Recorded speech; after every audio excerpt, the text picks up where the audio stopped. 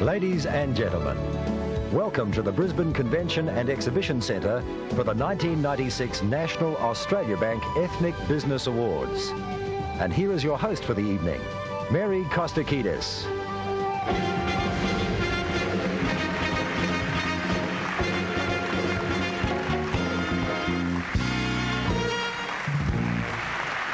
Good evening and welcome to this 9th celebration of the National Australia Bank's Ethnic Business Awards.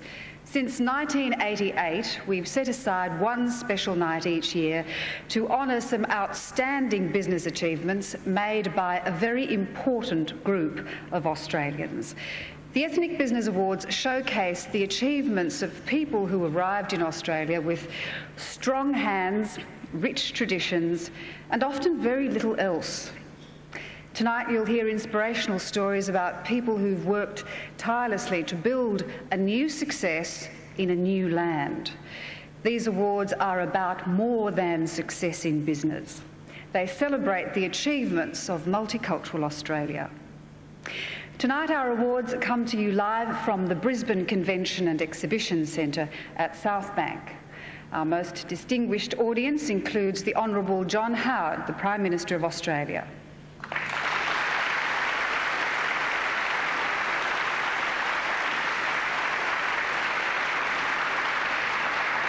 We also welcome Singapore Airlines Senior Vice President for the South West Pacific, Joseph Chu, and a special hello to the man who worked so hard to establish these awards, Joseph Asaf from Ethnic Communications.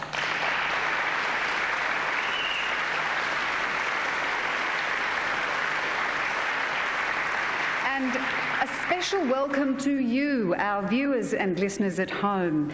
Tonight's awards are being broadcast live around Australia and the Southeast Asia and Pacific region through SBS and Australia Television. And we're broadcasting live to dozens of radio stations via the Community Radio Satellite Network. So it's on with the awards.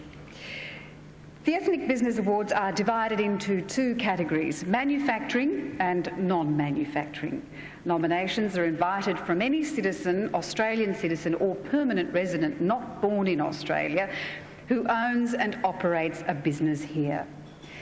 As always, the awards drew hundreds of inspirational success stories from all around Australia. So we were fortunate indeed to be able to call on the experience of 4 people who've been on the national judging panel for many years. Let me introduce the distinguished business and community leaders who judged these awards. Please thank the multi-award-winning, multi-talented fashion designer extraordinaire, internationally renowned Gala Zampatti.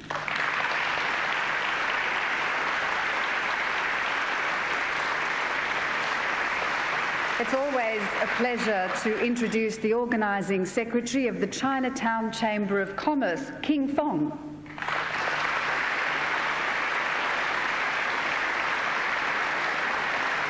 Our third judge is the co-founder of Westfield and chairman of the Terrace Tower Group of Companies, John Saunders. Unfortunately, John is unable to be with us this evening due to ill health, and we wish him a speedy recovery. Our final judge is currently overseas, but we thank him in his absence, the chairman of SBS, Sir Nicholas Shahady.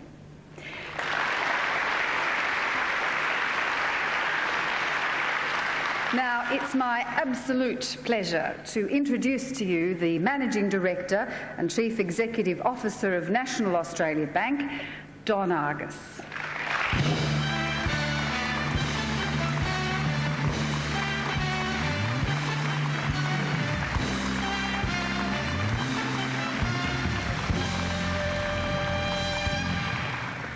Thanks, Mary. The Honourable John Howard, Prime Minister of Australia, distinguished guests, ladies and gentlemen. It's, of course, an honour to welcome you to the 1996 National Australia Bank Ethnic Business Awards. May I add my welcome to our vast TV and radio audience through Australia and Asia. The Ethnic Business Awards were introduced by the National nearly a decade ago and to recognise the achievements of migrant business people. With their skills and perseverance, many newcomers to Australia have built businesses that have contributed significantly to the development of the Australian economy.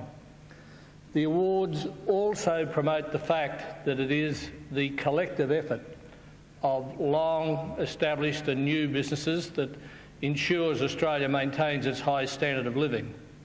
There is no doubt that the issue of multiculturalism and the economic value of immigration are attracting public attention today. However, I genuinely hope this discussion proceeds in a balanced and productive manner. Over the years, these awards have highlighted many outstanding business achievements. Tonight, we add some successes to that list. I would like to thank everyone who entered the awards and the people who nominated them, and add to Mary's vote of thanks for our judging panel. And finally, a special word to our 10 state finalists here tonight. Remember, whatever the final outcome of tonight, you have already scored a magnificent success. Congratulations on that success, and I wish you all the best for the night. Thank you.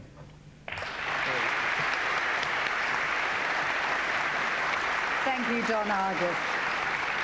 Well, as Don suggests, it's time to turn our attention to our finalists. So let's look at their achievements in the first of the two categories we'll explore this evening, non-manufacturing. Companies in this category make no products themselves. They grow, design, import, export, transport, present or promote goods and services.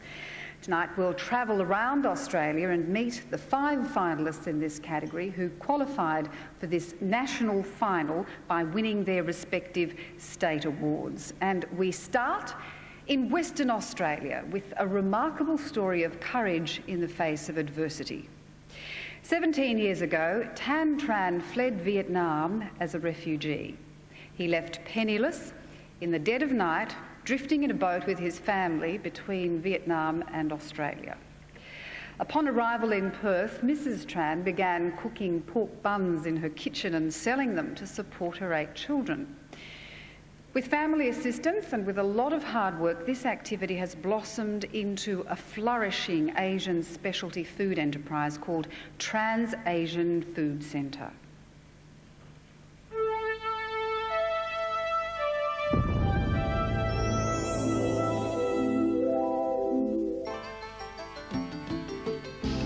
In 1982, our shop had 1 room only, and we kept knocking down the walls to stand.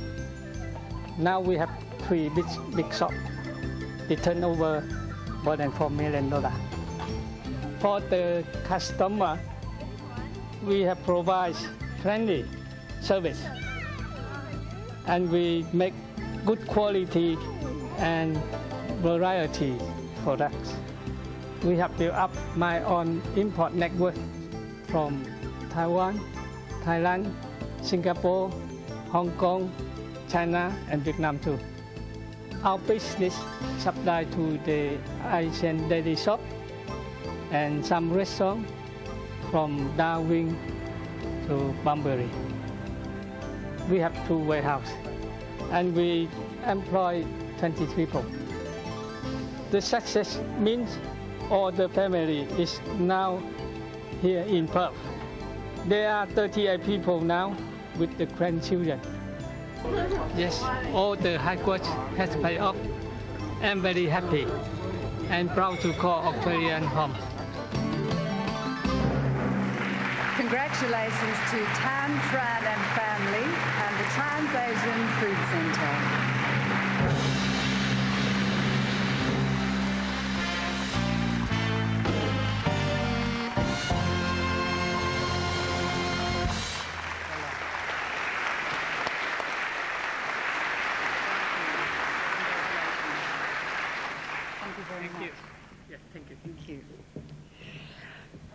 To South Australia now, as we explore the achievements of Dr. Mario Marzola.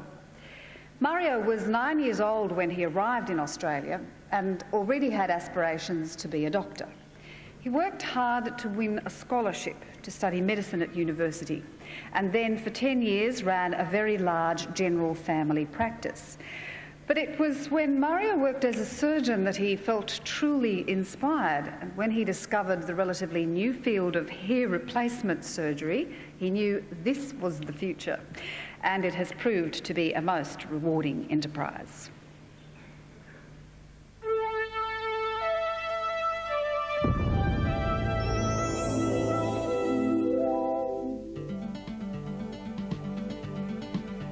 Cosmetic surgery is a wonderful business because it gives people a feeling of self-improvement. A feeling of self-worth is something which is invaluable. And the ability to give people that is something that gives me a feeling of self-worth. We have a franchise in each mainland capital of Australia, and I don't believe this has ever been done before in cosmetic surgery. Just recently, we've opened one in my hometown in Macerata in Italy. And my wife, who's the main instigator of all this business progress, has been behind the setting up of this franchise in Italy. My dreams and aspirations are to give as many people as possible that feeling of self-importance and self-worth. I think there are so many people in Australia today that lack that feeling and lack that direction. And if I can be part of a small movement to move these people into a feeling of confidence, to get out there and do the best they can, then I will have done my little bit. Congratulations, Dr. Mario Marzola and Restoration Clinics of Australia.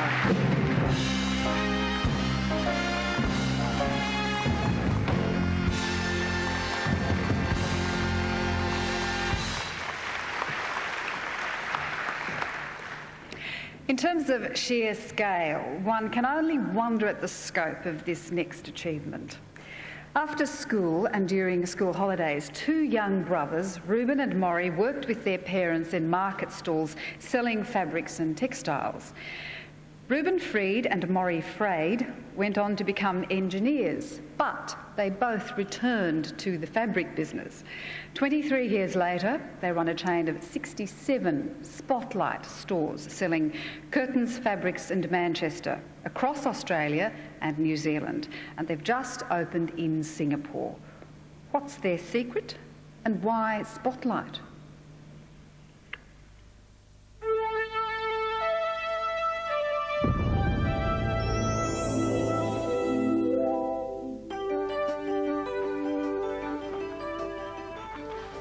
Well, when we were looking at this business, we were looking for a name that had a spotlight on the customer, so to speak.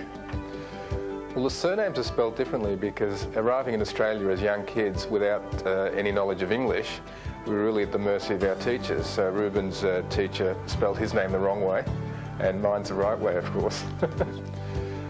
Well, we've now got 67 shops. We started off just selling fabrics and a bit of haberdashery, but now we've gone into soft furnishings, and then we went into bed linens and towels and those sorts of areas.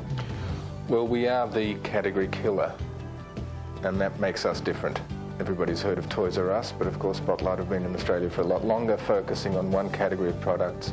It's sensational value for money, good customer service.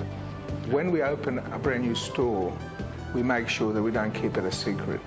We're at the moment expanding into New Zealand, and at the same time we've opened up in Singapore, and it starts off an expansion in Southeast Asia. And our branding in Asia is very, very high as Australians. I think one of the unique things about our growth is it's been very consistent. And one of the things I think that flows from is our philosophy of taking personal responsibility for the business rather than looking for outside causes for problems. Tonight's award is being collected by Maury Frade. Congratulations to Reuben and Maury and everyone at Spotlight.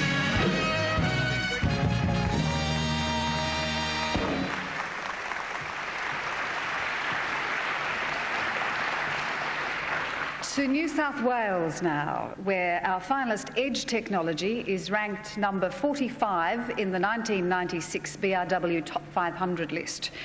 Johnson Wang knows computers. After years of manufacturing and selling computers to the Chinese government, Johnson came to Australia and opened a retail computer store in St Leonards. But his heart was in the wholesale side of business, so he's opened 4 more offices in other states, and he's now moved offshore to New Zealand, Malaysia, South Africa, the Middle East, Canada, and the UK. Edge Technology is already Australia's fastest growing computer company, and the pace is quickening.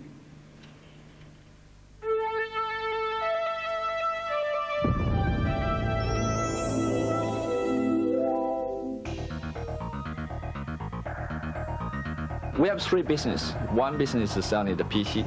The second major business is we sell component. And number 3 business is distribution. When I first come to Australia, I was 26, started a small computer retail shop. And 1 year later, I started a wholesale business. And now I'm 34, I'm doing 600 million company. But when we start here, I look like a foreign. My English is poor. It's very, very difficult in the beginning. But it only take about 1.5 years, I become the #1 monitor supplier in Australia. Average of the staff age is only 28. And in my company, we have Malaysian people, we have Taiwan people, German, Thai, Poland, USA, England. So a lot is multicultural people in here. And also that's one very major reason we can open so many countries. We are in New Zealand 1993, and we have Malaysia, we have South Africa, in Dubai, Saudi, Turkey, and Lebanon. And UK and Canada is only happened 6 months before. So to run a computer, secret is that you have to run faster. You have to transfer your stock faster. You have to take your stock coming faster and sell faster. Our aim is to become number 10 of our computer wholesaler in the world in the next 5 or 10 years. Accepting for Edge Technology, Johnson Wang. Congratulations.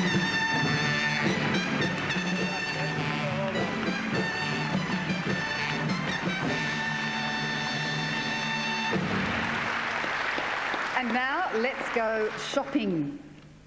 I haven't had a lot of time to get around the shops in Brisbane, but if I did manage to pop into a local shopping centre, the chances are reasonably high it would be owned by our Queensland state finalist, retail investment company Yufeng. Under the astute leadership of Director Gordon Fu, the company specialises in the purchase and upgrading of shopping centre properties. Yufeng currently owns 11 centres in Queensland and is looking at other states already.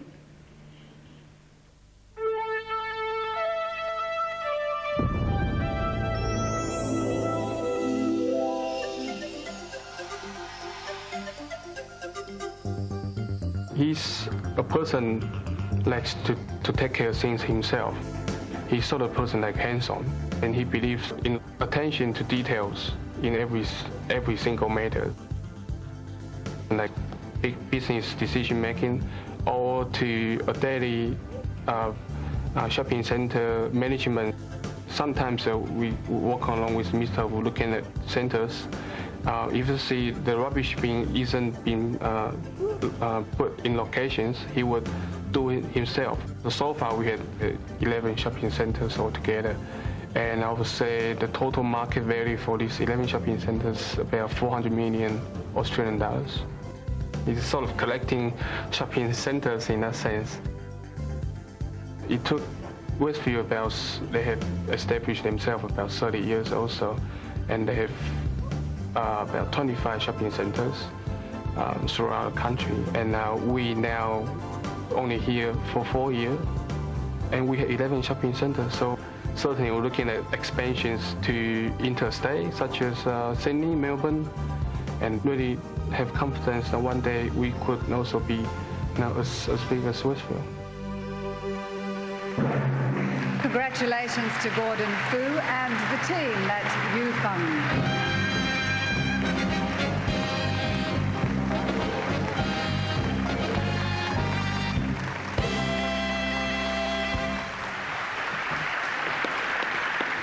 Well, there are our 5 non-manufacturing finalists, 5 great stories. Who do you think the winner will be? How would you judge? Of course, our judges see a lot more information than we do. Financial histories are scrutinised and many other business indicators are taken into consideration.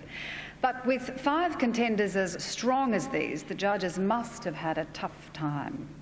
And I'm sure they had just as tough a time in our second category, manufacturing. Let's meet our 5 finalists now. Once again, we head to Western Australia to find out what's cooking. Georges Atzenhofer is a French master chef who came to Australia 15 years ago. He spent years perfecting a frozen dough and pastry range that could be delivered to delicatessens and smaller supermarkets, and then heated on site. The result is a flourishing business called Croissant Gourmet. The company also distributes a French-style oven that suits the needs of the stores that do the final baking. So the customer buys the oven and the frozen dough, which goes to prove you can have your croissant and heat it too. Here's a taste of Georges' fine work.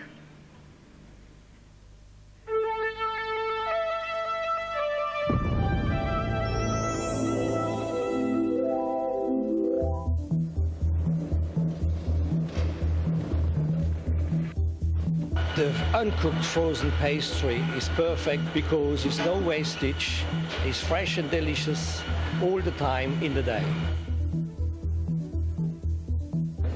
I sell the equipment and the frozen dough to the hotels, restaurants, small deli, large deli, and the small supermarkets. And you cook off all the day, and that is the reason it's so successful, because the product is every time fresh and delicious. The frozen dough is totally different as the fresh dough. The expansion is really strong. I doubled the size from the business every year. We have roughly 650 customers now. And we have many reasons on that. First of all, you have a fresh product every time. And secondly, the price is not expensive at all. You can make a perfect product and you can sell that product for a fair price also. That is the biggest reason for the success from that system. When you do nothing, you cannot expect to have a success business. Congratulations to Georges Atzenhofer and Croissant Gourmet.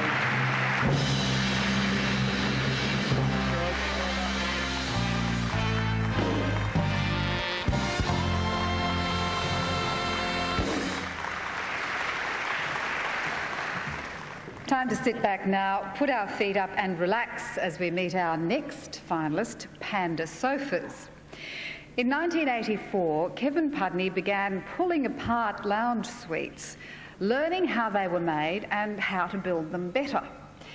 From that first 1,800 square foot shed, the Panda complex has grown to occupy more than 90,000 square feet. And as well as supplying Australia's biggest retailers, Kevin is now exporting to New Zealand and Japan, all because he knew what customers wanted and how to provide it.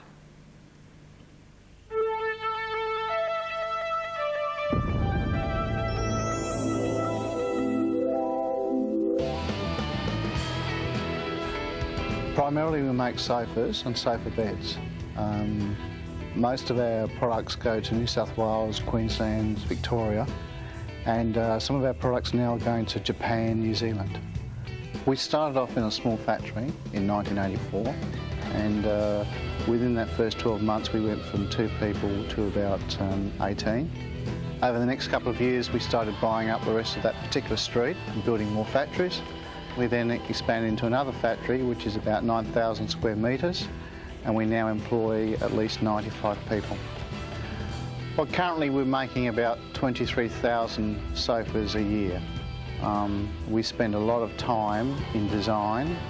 All our clients to us are our #1 client, and we specialise in looking after them as our main customer, and we specialise in employing people to service that client. I think most migrants have come to Australia for a new start, and I think that I would be the same as most migrants. Is I've come here, it's a great country, you can work very hard, you can all achieve it, you can all make it, it's just what you put into it. Congratulations to Kevin Pudney and Panda Sofas.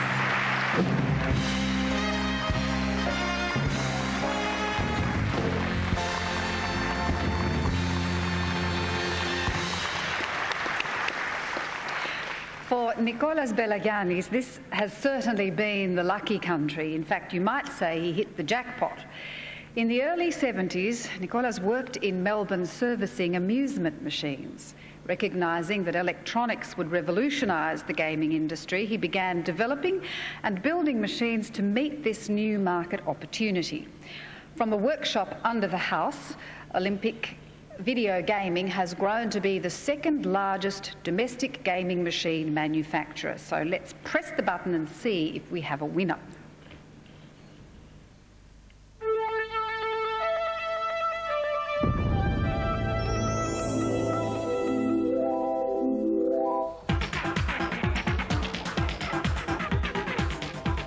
I love electronics, and you can do a lot of things, and my business is the best in the world.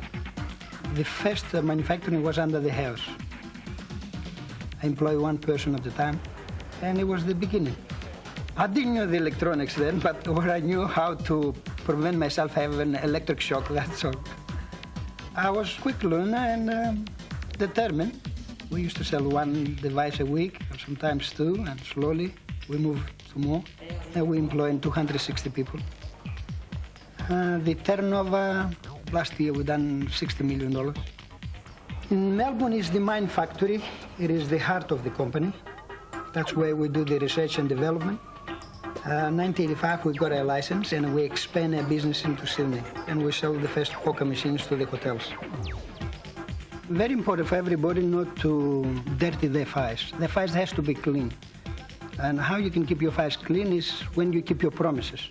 You shouldn't make a promise that you cannot keep. And if you sell something, you should be able to face that customer anytime after years and make sure he's happy. My aim is to go to America, and also I would love to see some Japanese yen to Australia.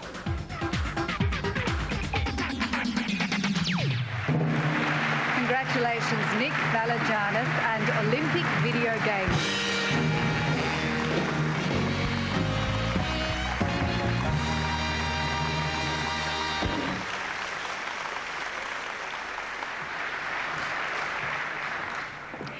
Our next finalist is not so much a company as an institution. To the Italian community in the Northern Rivers region, Floriano Volpato is definitely an institution.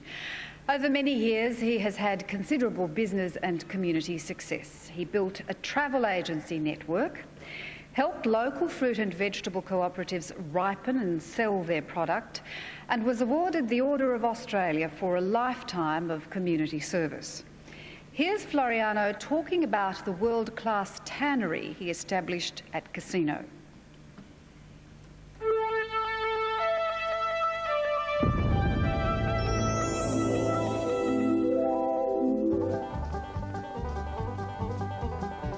The quality of our hides is classified by the importers as the best possible. The hides that we tan, they are tanned straight from the abattoir, so they didn't go through any process of decay. The hides that come from the abattoir, they go straight through the fleshing machine, and then they are put into the drums where they are tanned, and they come out with a color which is blue. The hide is going to be sent to those importers in Italy who are going to finish the leather, and they are going to color it according to the demand of the fashion. I started opening a store first, then I became a travel agent and a tax agent and a real estate agent and a developer, and I helped some growers by forming 3 cooperatives for the marketing of their produce. Well, I would say the most important achievement from a financial point of view has been the tannery, but from the point of view of spiritual satisfaction for me was the setting up of the New Italy Museum complex. I found there was room there to crystallize in time a wonderful page of pioneering history.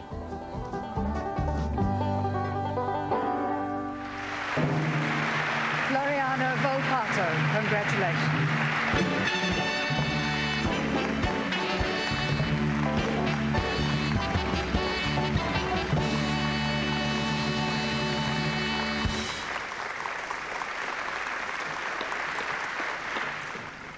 Mike Costa was born in Holland. And like so many of our migrants who left a war-torn Europe, he looked upon Australia as the promised land.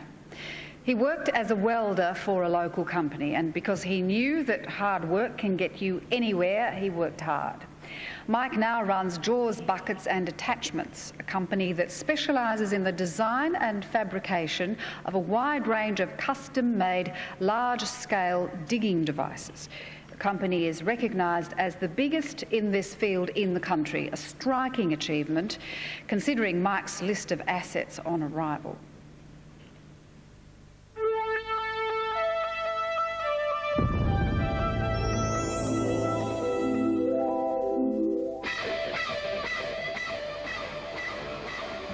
I came here with the clothing on my back, $20 and my wife. I had the determination to succeed. I had nothing, but I knew I was going to get it together. But it is not me who did it. Yeah, it's my wife, my son, and my daughters as well, and we all work together. Well, we make small backhoe buckets to a range of 30-meter buckets, which weighs about 30 tons, and all equipment what is needed for mining. We got well over 1,500 designs, and we got 2 engineers to do it. We train our own people, and we got a special in-house trainer. We grow for the last 4 years from $4 million to $12 million on mainly export. I believe what makes Jaws Buckets successful for the products we produce to the customer's need, the fast turnabout and our good quality of the product. We advise our customers what they should have. And we do the right thing. We stick to what we say we do. What you say you must do, yeah? And that all deliver trust, of course. So trust will not come overnight. We worked 15 years to get the factory together to make this all possible. Congratulations to Jaws Buckets and Attachments and Mike Costa.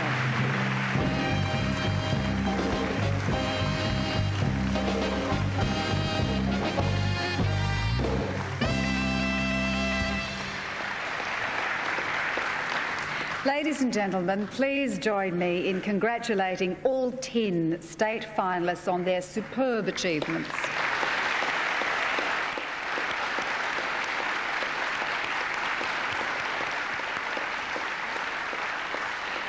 And now that magic moment when the winners' names will be announced is just a few minutes away. But first, let's revisit another magic moment as we look back at the opening ceremony of this year's Olympic Games. Remember the song Reach that became very much the Olympic anthem? Well, the emotions of aspiration and achievement are just as appropriate tonight. And to perform this number for you, we have secured the stellar talents of the young lady who sang at the victory concert to celebrate Sydney's Games win. Please welcome Tracy Ellis and the song of the moment, Reach.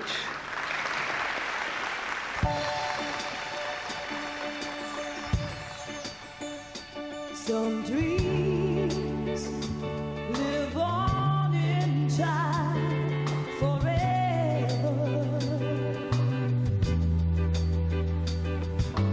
Those dreams you want with all your heart,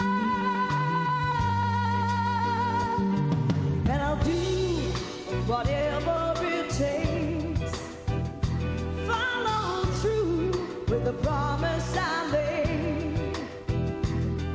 Put it all on the line. What I hoped for at last would be mine. If I could reach higher, just for one moment touch the sky. For that one moment in my life, I'm gonna be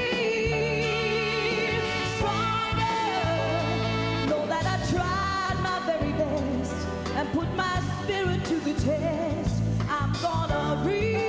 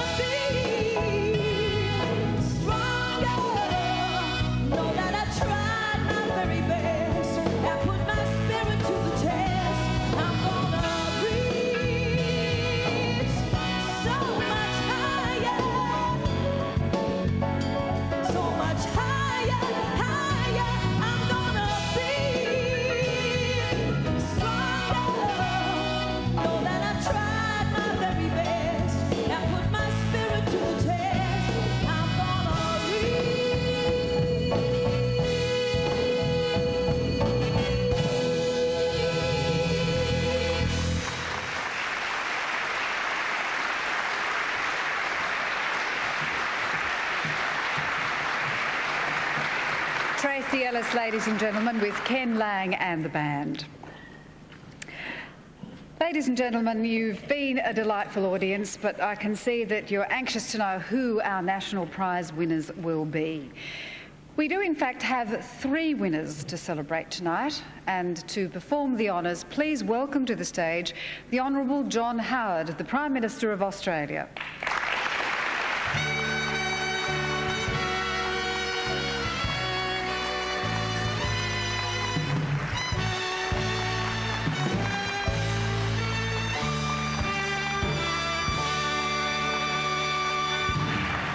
Well, thank you very much, Mary, to Mr Don Argus, the Managing Director, the National Bank of Australia, other distinguished guests, ladies and gentlemen. It really is a delight for me to be here tonight, and I thank you for asking me along. Whenever you sit down and try and think about the history of our country, particularly, but not only, the post-World War II history of Australia, many chapters of that history comprise the heroic contributions of people who chose to live in Australia from other parts of the world. It's not possible to think of the economic growth of Australia over the last 30 or 40 years without thinking of the massive contribution that have been made by the group loosely called ethnic Australians to the development of our country. First, of course, it was the many groups who came from Eastern and Central and Southern and Northern Europe. They made their special contributions. It's not possible to think of business development in so many areas without thinking of the Italians and the Greeks, to think of the contribution in areas such as property development and so many others by the East Europeans, and so the story goes on. And there are many heroic stories of people arriving here with virtually nothing by way of resources except a determination to make a new life, to make a happy life for them and their families, and to make a contribution to Australia. And in more recent years, we've experienced the extraordinary entrepreneurial injection of people from the Asia-Pacific region. The Chinese, people from Malaysia, people from all over that region. They've all made an enormous contribution to building our country. And of course, they bring a special value at the present time. The cultural diversity of so much of the business community of Australia is an indispensable element in winning new markets for us, particularly but not only in our own region. If you have the knowledge, if you have the language, you have the cultural sensitivity, you have the understanding of a region, then you have a capacity to do something that the rest of us can't do. So I think what I want to do tonight is I want to salute the business acumen, the entrepreneurial flair.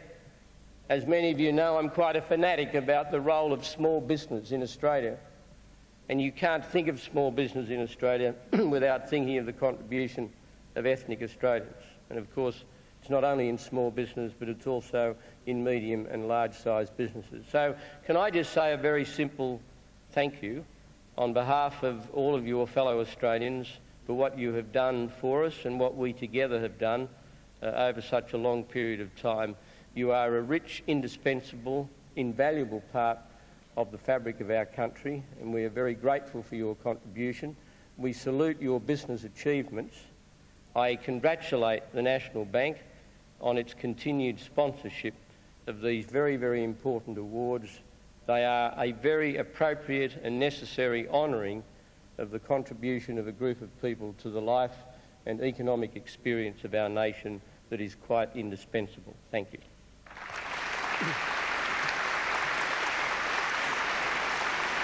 Thank you, Mr. Howard. Your remarks, of course, are very timely, and I'm sure that a lot of Australians listening at home tonight will feel very encouraged by your support. I'll ask the Prime Minister to stay with us now and help present our 3 major awards for the evening. And first tonight we have a special award for small business, and it's being presented for the following reason. Over the years, the businesses that have been showcased in these awards have grown enormously in size and stature. However, as I'm sure the Prime Minister would agree, the achievements of our larger businesses in no way diminish the importance of the contribution small business makes to our economy. At the suggestion of the National, our judges searched through the nominations looking for an entry from a smaller business that has achieved an extraordinary degree of success in proportion to its size. And from the hundreds of nominations, our judges have singled out one such entry for special mention this evening. The winner of the Small Business Award will receive a cheque for $2,000, a crystal trophy and 2 Raffles business class tickets from Singapore Airlines to any destination in the world. And the winner is, well, let me first paint a picture for you. In 1961, thanks to a far-sighted government scheme that sought out skilled tradespeople for Australia, a young man said "Arrivederci Roma" and set off to build a new life in Melbourne, Australia. Like many people who arrived at this time, he landed with a little money and a lot of determination to succeed. His tireless energy and will to win have turned a small engineering workshop in Box Hill into a robust business employing 48 people specialising in manufacturing industrial fans and extractors. Ladies and gentlemen, the winner of the 1996 Small Business Award is, from Victoria, Gamut Engineering.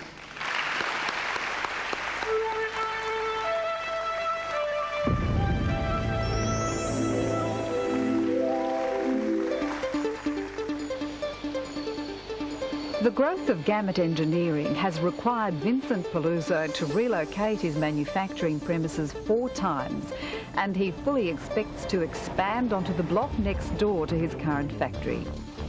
And yet, in the midst of this success, Vincent clearly remembers the early days when the Gamut team would work so hard, the local police would wake them up late at night because they'd fallen asleep exhausted in the factory. All that hard work has built a company that's renowned for its innovation, with blowers and other equipment all custom designed in-house. Gamut is now the 2nd largest supplier of industrial fans and fume extractors in Victoria. The company has a reputation for apprentice employment, with 11 apprentices currently working on site and several previous apprentices now partners in the company. Just recently, Gamut combined with Aerodyne fans to become one of the strongest fan manufacturers in Australia. But of course, Vincent won't stand still. He'll continue to innovate. He'll continue searching for more export opportunities. And he'll continue to work hard. Ladies and gentlemen, accepting the award for Gamut Engineering, Vincent Paluzzo.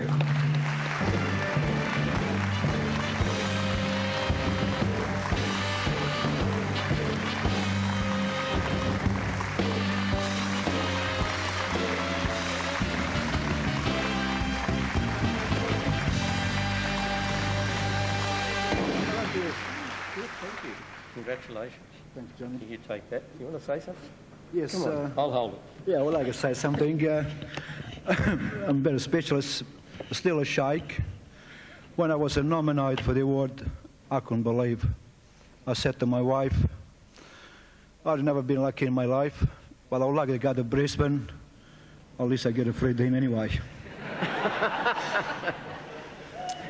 When I came to Australia, it was a choice. I have to toss the coins, believe it or not. That time my dad was working in Germany, and it was too close for me to go to Germany. And one day I read an article if people want to go to Australia. So I applied for that, but because I was underage, Mama didn't want to give me the okay.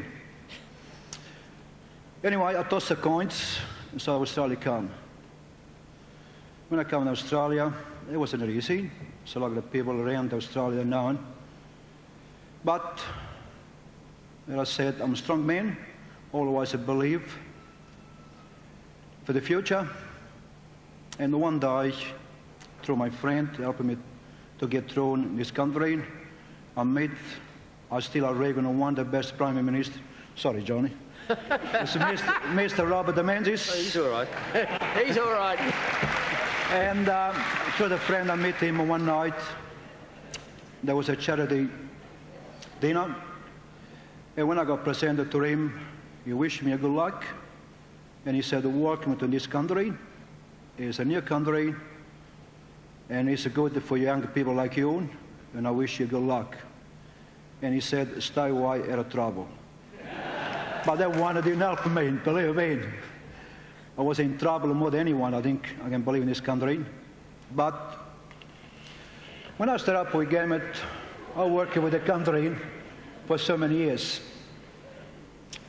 And when the company shut down, we took over. It was me, my long friend, Kranya, and he's been with me for so many years. We started up in Box Hill in 1977, me and him. We knew it was a bit hard. I'm going to stop? No, we're not going to stop. And because I didn't stop for 20 years, believe me. Yeah. But anyway, I can't go on because the time ran out. I would like to thank a lot of my friends, a lot of my partners be with me, especially you, Darren, Julian, and we still believe it's one of the best fan company in this country. Thank you.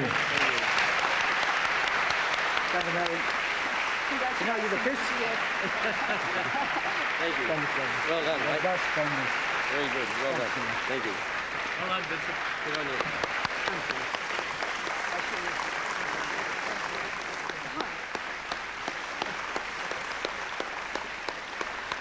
And now we wish all our finalists the best of luck as we announce the national winners for 1996.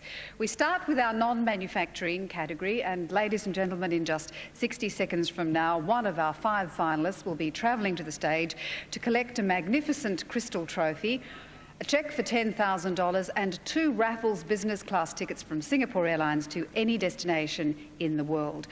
Which one of our 5 most deserving finalists will it be? Let's take a moment to recall their achievements.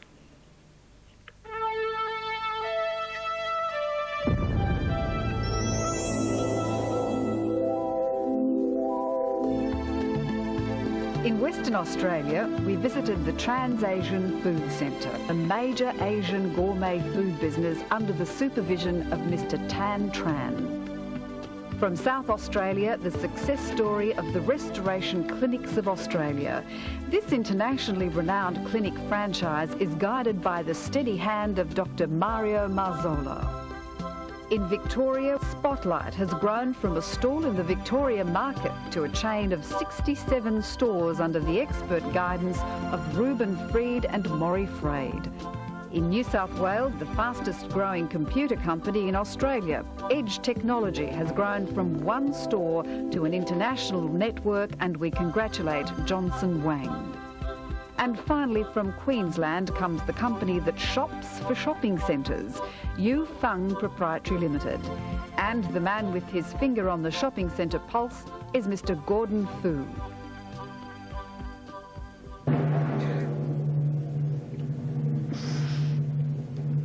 From those 5 outstanding achievements, our judges have chosen 1 winner.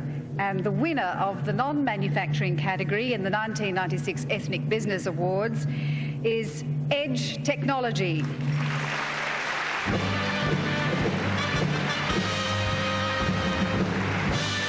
Accepting the award for Edge Technology is Johnson Wang.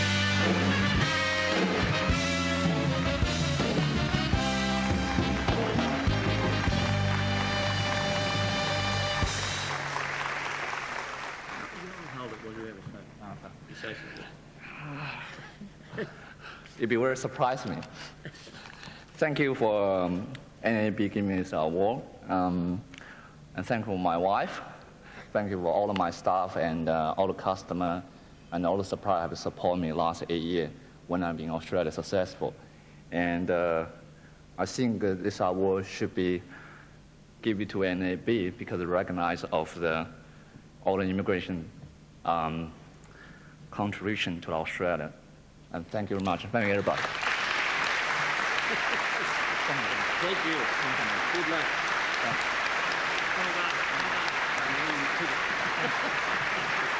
Congratulations to Johnson Wang and the team at Edge Technology.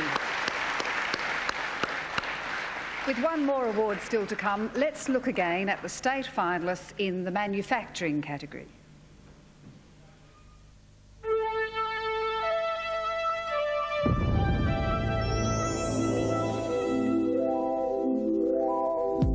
In Western Australia, Croissant Gourmet is cooking up a storm selling frozen doughs, pastries and ovens to delis and supermarkets under the keen eye of Master Chef Georges Atzenhofer.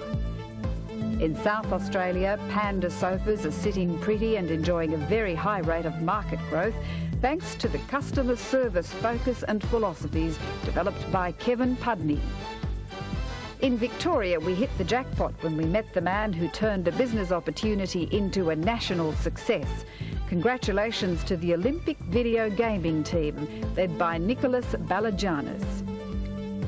From New South Wales came the story of the remarkable man who has done so much to enhance the beauty, the popularity and the tourist environment of his beloved casino, Floriano Volpato. And finally in Queensland, we dug up the extraordinary achievements of Jaws, Buckets and Attachments and met the driving force behind this very successful business, Mike Costa. 5 exciting manufacturing success stories. Let's meet the winner, ladies and gentlemen. The winner in the manufacturing category is Jaws, Buckets and Attachments. Accepting the award for Jaws, Buckets and Attachments is Mike Costa.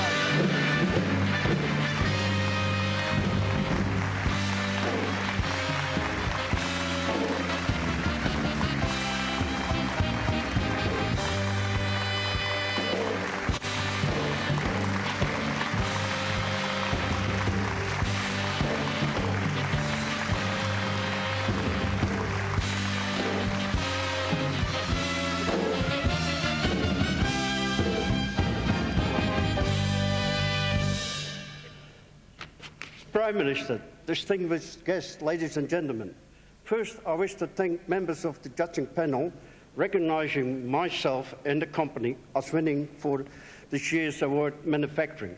I accept this honour with great pride. As a family business, I could not have achieved what I did without the support and loyalty of my family and fellow workers. My sincere thank you all. To the sponsors, the National Bank and Singapore Airlines for supporting the event, thank you. And my congratulations to the other state winners. Finally, with the current political debate about persons of ethnic background, I hope tonight's award highlights the contribution ethnic Australians make to the business community and the national prosperity of this wonderful and tolerant nation, because Australia and its people all give me the opportunity to stand here tonight and be recognised by my peers. Thank you.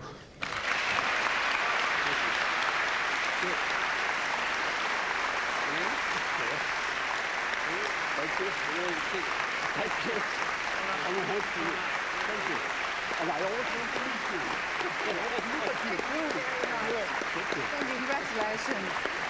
Congratulations to Mike Costa and everyone at Jaws, Buckets and Attachments. Ladies and gentlemen, please join me in congratulating all our winners.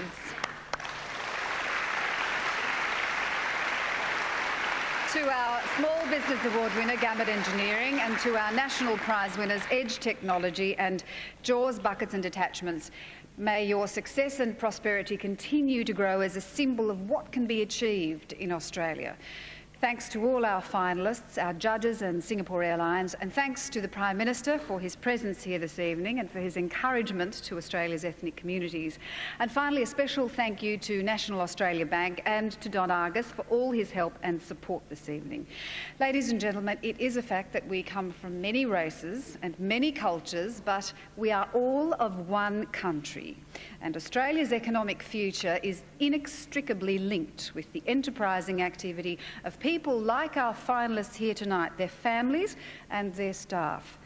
On behalf of all Australians, I wish you continued success. Good night and thank you for your company.